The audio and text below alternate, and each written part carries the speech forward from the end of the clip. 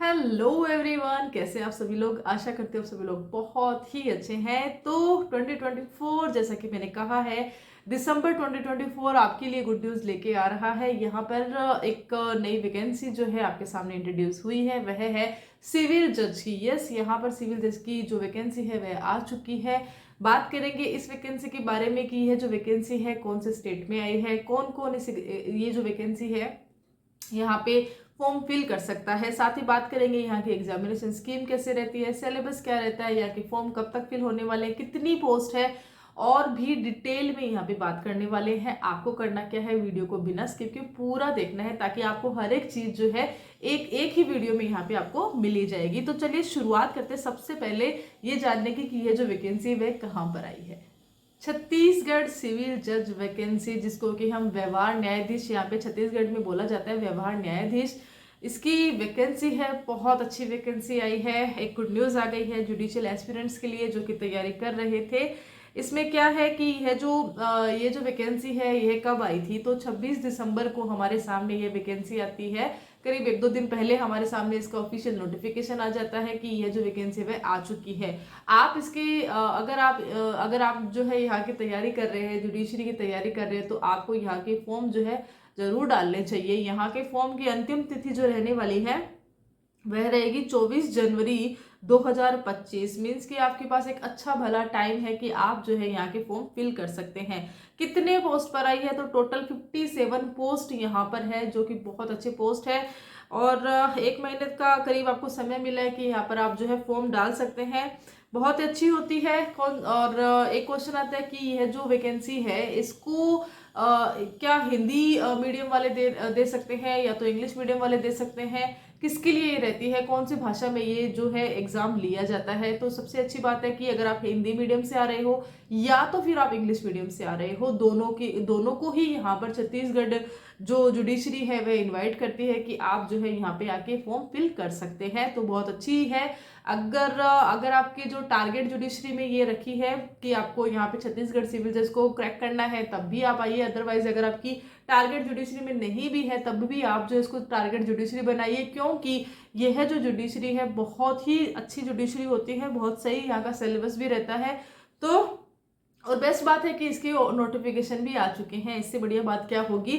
बाकी जो है नोटिफिकेशन अपकमिंग में है। नोटिफिकेशन सबके आएंगे, अपकमिंग में है। अगर आप मेरा वीडियो देखते हैं, मैंने इसी चैनल पर वीडियो बना रखा है, तो मैंने बताया है कि कौन सी जुडिशरी जो है हमारे सामने आने वाली है, तो आप वो भी जाके चेक कर सकते हैं। चलिए अब इस जुडिशरी के बारे में थोड़ा डिटेल में बात कर लेते हैं।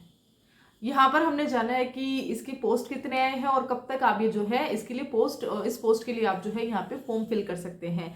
अब बात कर लेते हैं कि इसका जो फॉर्म है वह उसका मोड क्या रहेगा। तो सिर्फ और सिर्फ ऑनलाइन मोड के थ्रू आप जो है ये फॉर्म फिल कर सकते हैं। इससे पहले आई थिंक हिमाचल की एक जुडिशरी आई, हिमाचल जुडिशरी की जो वैकेंसी हमारे सामने आई थी, यहाँ पे कंडीशन थी कि आपको ऑनलाइन भी करना है और आपको ऑफलाइन भी करना है। तो जिस किसी को भी ये आइडिया नहीं है कि भाई उन्होंने ऑनलाइन कर दिया है या तो फिर ऑफलाइन ही कर दिया, एक ही मोड से किया है, तो आप प्लीज जाके चेक कीजिएगा। आई थिंक आपको दोनों मोड से करना है। मैंने वीडियो बना के रखा है इसी चैनल पे, तो आपका कंफ्यूजन दूर हो जाएगा। क्योंकि कई बार होता है ना कि कुछ इंस्ट्रक्शंस ऐसे आ जाते हैं नोटिफिकेशन में, तो हम जो है ना उस इंस्ट्रक्शंस को कहीं ना कहीं अगर थोड़ा भी स्किप कर देते हैं ना, तो वो हमारा रिजेक्शन में चले जाते हैं, हमारे फॉर्म रिजेक्शन में चले जाते हैं। तो ऐसा नहीं करना है। अगर आपने ऑनलाइन ऑफलाइन दोनों किए हैं तो बहुत ही अच्छी बात है, लेकिन अगर किसी के साथ ऐसा हो गया है कि नहीं मेरा भी ऑनलाइन ही हुआ है, ऑफलाइन तो हुआ ही नहीं है, तो प्लीज आप जाके चेक कर सकते हैं, आपको आइडिया लग जाएगा। बात कर लेते हैं इस वैकेंसी की। तो 57 पोस्ट यहाँ पे बताए गए हैं। ऑनलाइन आपको यहाँ पे जो है ये फॉर्म फिल करने हैं। साथ ही यहाँ पर एक नोट जरूर लिखा है। उस नोट में लिखा है कि लास्ट डेट जो कि 24 जनवरी यहाँ बताई गई है, उससे पहले तक भी यहाँ पर जो पोस्ट है ना उसमें परिवर्तन हो सकता है। अब परिवर्तन इसमें कम होगा ज्यादा होगा ये तो नहीं पता है, लेकिन हाँ ये बोल सकते हैं कि देखिए 57 अगर इंट्रोड्यूस करवा दी गई कि 57 तो आने वाली ही है, तो ऐसा है कि अब इससे कम तो होगा ही नहीं। हो सकता है कि हमारे सामने परिवर्तन ऐसा हो कि हमें और यहाँ पे कुछ वैकेंसीज है, कुछ पोस्ट है वह और देखने को मिल जाए। तो बहुत अच्छी गुड न्यूज़ है यहाँ पर छत्तीसगढ़ हमारे लिए लेकर आए हैं। तो चलिए आप शुरुआत कर लेते हैं, इसके बारे में और डिटेल में बात कर लेते हैं। अब बात करेंगे यहाँ की सैलरी के बारे में, यहाँ की एज के बारे में, और साथ ही बात करेंगे योग्यता के बारे में। तीनों जो चीजें हैं हम यहाँ पे इस सेगमेंट में कवर करते हैं। सबसे पहले बात करते हैं सैलरी की। सबसे इंटरेस्टिंग चीज तो वही होती है ना कि सैलरी कितनी है। तो सैलरी है यहाँ पे 77,840 से यहाँ पर आपको 1,36,520 रुपए का एक जो पैकेज होता है वह आपको बताया गया। साथ ही सिविल जज एग्जामिनेशन है, तो यहाँ पे आपको अदर जितने भी अलाउंसेस रहते हैं, जितने भी उसके रिगार्डिंग भी वीडियो आपके चैनल पे मिल जाएगा, आप जाके चेक करिए। आप देखते ही नहीं हो, अगर आप देखोगे तो आपको पता चलेगा कि कितने कितने अलाउंसेस यहाँ पे मिलते हैं। तो बहुत ही अच्छी रेपुटेटेड जॉब होती है, सिविल जज एग्जामिनेशन रहता है, और अदर जितने भी अलाउंसेस रहते हैं, भले वह मेडिकल अलाउंसेस हो, होम अलाउंसेस हो, सारे आपको ट्रैवल अलाउंसेस हो, सारी चीजें आपको यहाँ पे दी जाती है।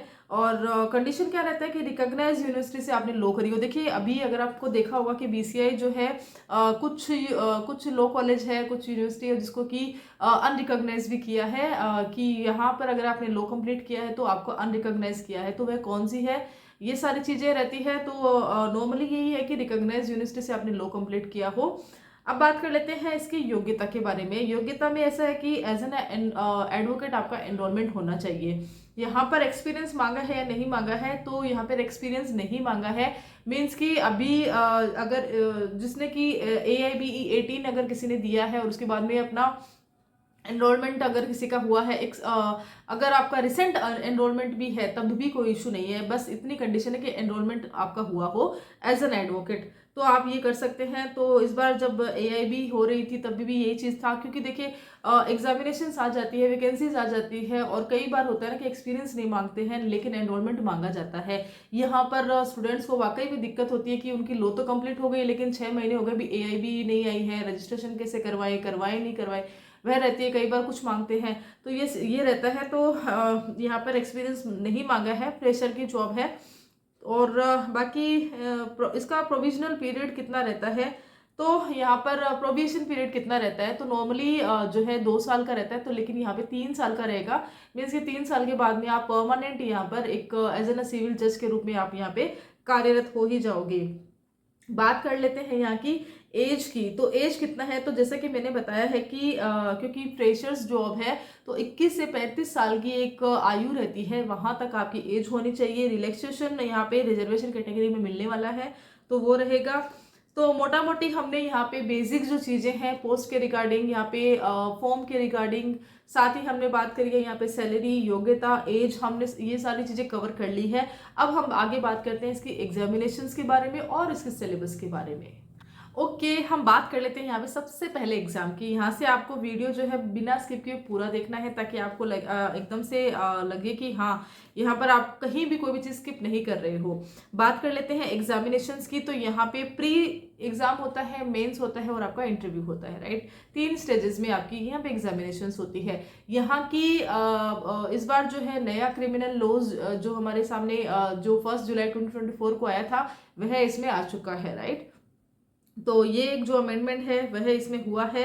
एग्जाम सेंटर्स के बारे में बात करूंगी। एग्जाम सेंटर इसके कहाँ होते हैं, प्री के अलग होते हैं, और मेंस में जब देने जाते हो ना तो मेंस में भी 2 सेंटर सेम होते हैं। तो इस तरह से सेंटर की भी यहाँ पे बात करेंगे। तो चलिए अब बात कर लेते हैं। इसमें प्री एग्जामिनेशन जो रहता है ना वह रहता है आपका 100 मार्क्स का रहेगा। ऑब्जेक्टिव टाइप क्वेश्चंस आते हैं। लैंग्वेज हिंदी और इंग्लिश दोनों भाषा में आप ये जो है पेपर आपको मिलने वाले हैं। वाइवा जो रहता है ना, वाइवा वोस जो रहता है ना, 15 मार्क्स का आपको यहाँ पे मिलने वाला है।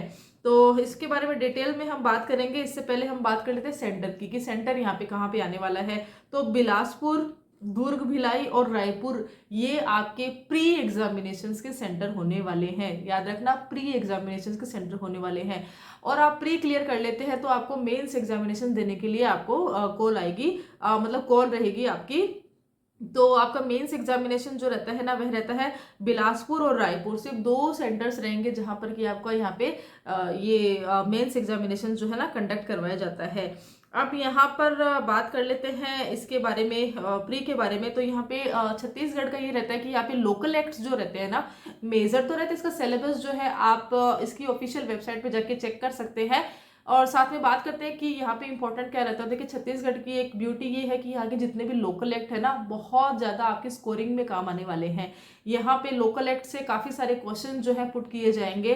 तो आपको ये रखना है कि भाई आपको अगर आप बाहर से स्टेट से आ रहे हैं तो यहाँ के लोकल एक्ट के बारे में आपको आइडिया हो। आप यहाँ के लोकल एक्ट पे अपनी कमांड जरूर जरूर बनाइए। अगर आप यहाँ की जुडिशरी को इजीली निकाल सकते हैं, इतना इजी इतना टफ रहेगा नहीं। और यहाँ के जो मेंस रहता है ना, तो मेंस बिल्कुल डिफरेंट रहता है। यहाँ के मेंस में आपका मेन तो यही रहता है कि आपको लैंग्वेज सही होना चाहिए, वह आना चाहिए। साथ ही आपका जो जजमेंट राइटिंग रहता है ना, वह होना चाहिए। तो प्री का कुछ ऐसा रहता है, 100 मार्क्स का रहता है, 2 घंटे का आपका ये एग्जाम होगा। नए क्रिमिनल लोड जो लॉज है वह ऐड हो चुके हैं। बाकी मेजर एक्ट्स जितने भी रहते हैं ना, वो सेम रहते हैं। जो लाइक कॉन्स्टिट्यूशन हुआ, ये आईपीसी, सीआरपीसी, नए नए क्रिमिनल लॉज है, टीपी है, कॉन्स्टिट्यूशंस है, जितने भी हमारे सिविल जज एग्जामिनेशन में रहते हैं। बाकी आप जो है ना सिलेबस में सिलेबस इसका चेक कर सकते हैं। बाकी मेजर सेम ही रहते हैं, माइनर भी रहेंगे, लेकिन यहाँ के मेन है लोकल एक्ट। तो लोकल एक्ट पे यहाँ पे आपके जो ना कमांड बहुत ही ज़्यादा जरूरी है। अब बात कर लेते हैं थोड़ा सा यहाँ पे मेंस एग्जामिनेशंस के बारे में। तो अब बात कर लेते हैं इसके मेंस के सिलेबस के बारे में। तो मेंस के यहाँ पे 100 मार्क्स का रहता है, 3 घंटे का आपका मेंस रहेगा। यहाँ पर जजमेंट राइटिंग जो रहती है ना, वह इंपॉर्टेंट रहती है। टोटल आपको देखा जाए ना तो एक 80% आपको माफ करना 80% आपको यहाँ पे जजमेंट राइटिंग का ही रहेगा। जजमेंट राइटिंग कैसे रहती है, तो यहाँ पे framing of issues and writing of judgement in civil cases 40 marks का आने वाला है।